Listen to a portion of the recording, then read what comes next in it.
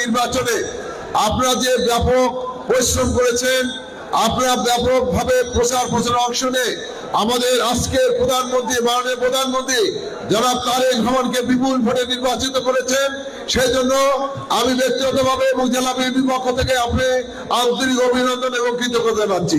প্রিয় বন্ধুরা আমার, আপনি ইতিমধ্যে শুনেছেন যে আমাদের মাননীয় প্রধানমন্ত্রী তার এই সদর ৬ আসনটি ছেড়ে দিয়েছেন এবং তার প্রতিনিধি হিসেবে আমাকে মনোনয়ন দিয়েছেন। আমি আপনাদের কাছে দোয়া চাই, আপনাদের কাছে সহযোগিতা চাই এবং ইতিমধ্যে সাইফুল যে কথাটি বলেছেন, লালু ভাই যে কথাটি বলেছেন, আগামী ৯ এপ্রিল এই নির্বাচন হবে অত্যন্ত কঠিন নির্বাচন। এই নির্বাচনে জনগণকে ঘর থেকে নিয়ে এসে আপনার ভোট কেন্দ্রে নিয়ে যেতে হবে এবং ভোটের ব্যবধান বাড়াতে হবে।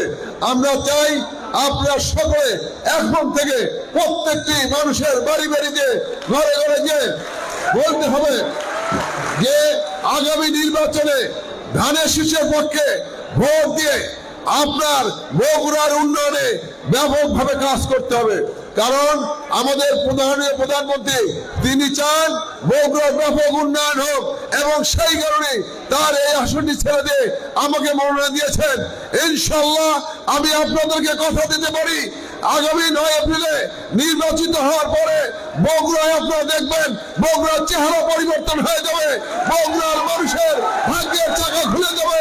ইনশাআল্লাহ তারেক রহমান সেদিনের জন্য বসে আছেন।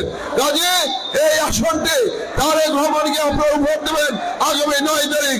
এই আশা রেখে সবাইকে ধন্যবাদ জানিয়ে আমার বক্তব্য শেষ করছে। আল্লাহ হাফেজ।